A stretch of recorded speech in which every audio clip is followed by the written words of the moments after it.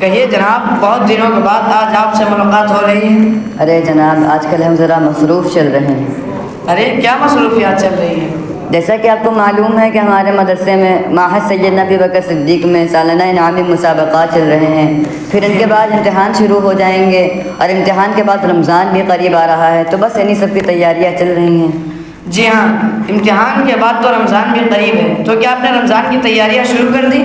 جناب، ہم نے رمضان کی تیاریاں اسی طرح شروع کی ہیں جس طرح رسول اکرم صلی اللہ علیہ وسلم تیاریاں فرماتے تھے۔ اچھا، تو ذرا ہمیں یہ بتائیے کہ رسول اللہ صلی اللہ علیہ وسلم کس طرح تیاری کرتے تھے؟ میرے بھائی، جب رسول اللہ صلی اللہ علیہ وسلم جب رجب کا مہینہ آتا تھا تو اس طرح دعا کرتے تھے کہ اے اللہ، ہمارے لیے رجب اور شعبان کے مہینے میں برکت فرما اور ہمیں رمضان کے مہینے تک پہنچا دے۔ میرے بھائی، ذرا ہمیں استقبال رمضان کے بارے میں کوئی ایسی چیز بتائیے جو حدیث سے ثابت ہو۔ میرے بھائی، ایک حدیث ہے کہ حضرت ابو ہریرہ رضی اللہ عنہ سے روایت ہے کہ رسول اللہ صلی اللہ علیہ وسلم نے فرمایا کہ جب رمضان کا مہینہ آتا ہے تو جنت کے دروازے کھول دیے جاتے ہیں اور جہنم کے دروازے بند کر دیے جاتے ہیں اور شیاطین جکڑ دیے جاتے ہیں۔ اچھا، تو ذرا ہمیں یہ بتائیے کہ ہم رمضان کی تیاریاں کیسے کریں؟ میرے بھائی، شعبان کا چاند دیکھتے ہی آپ رمضان کی تیاریوں میں اس طرح مشغول ہو جائیے کہ رمضان کے مہینے میں ہمیں ایک تو روزہ رکھنا ہے، دوسرا اپنی زکوٰۃ ادا کرنی ہے، اور بہت زیادہ اللہ کی عبادت کرنی ہے تاکہ اللہ تعالی ہم سے راضی ہو سکے۔ اور رمضان کے مہینے میں ایسی راتیں بھی آتی ہیں جن کو لیلۃ القدر کہا جاتا ہے، اور یہ راتیں 1000 مہینوں کی راتوں سے افضل ہیں، بہتر ہیں۔ تو اور رمضان میں ایک نفل ادا کرنا ایسا ہے جیسا کہ ایک فرض ادا کر دیا ہو، اور رمضان کے مہینے میں ایک فرض ادا کرنا ایسا ہے جیسا کہ دوسرے مہینے میں 70 فرض ادا کر دیے ہوں۔ تو بس ہمیں اس طرح رمضان کی تیاریوں میں مشغول ہو جانا ہے۔ ماشاء اللہ، ذرا ہمیں یہ بتائیے کہ ہم اس مہینے میں زیادہ سے زیادہ کیا عمل کریں؟ میرے بھائی، اللہ کے رسول صلی اللہ علیہ وسلم نے فرمایا کہ رمضان کے مہینے میں 4 کام کثرت سے کرو۔ نمبر 1، کلمہ شریف کی کثرت، لا الہ الا اللہ۔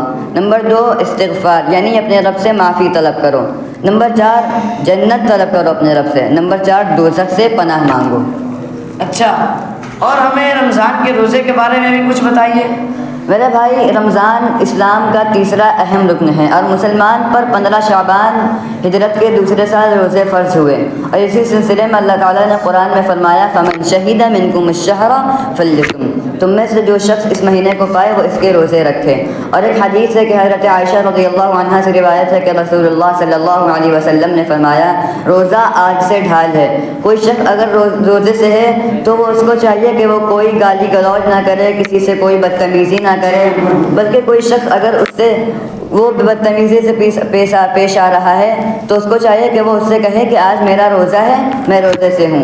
اور آگے فرمایا کہ قسم اس ذات کی جس کے ہاتھ میں رسول اللہ صلی اللہ علیہ وسلم کی جان ہے کہ روزے دار کی منہ کی بو اللہ کے نزدیک کستوری کی مہک سے پاکیزہ تر ہے۔ ماشاء اللہ، حامد، تم نے میرے سوالات کو بہت اچھی طرح واضح کیا۔ میں اب سمجھ سکتا ہوں کہ رمضان کی تیاری رسول اکرم صلی اللہ علیہ وسلم کے بتائے ہوئے طریقے پر کرنی چاہیے۔ تو وقت بہت کم ہے تو آپ اجازت چاہتے ہیں؟ ارے بھائی، آپ کو تو شعر و شاعری سے بڑا تعلق ہے، تو ایک شعر استقبال رمضان کے بارے میں بھی سنائیے مجھے۔ شعر کچھ یوں ہے کہ رمضان کا تحفہ ہے فراموش نہ کرنا، رمضان کا تحفہ ہے فراموش نہ کرنا، رمضان میں نازل ہوا قرآن مبارک، اس ماہ مقدس کی ہے برکات مسلسل، اس ماہ مقدس کی ہے برکات مسلسل، بخشش کا وسیلہ ہے یہ مہمان مبارک۔ ماشاء اللہ، بہت خوب، اللہ تعالیٰ آپ کو اور ترقی سے نوازے۔ السلام علیکم۔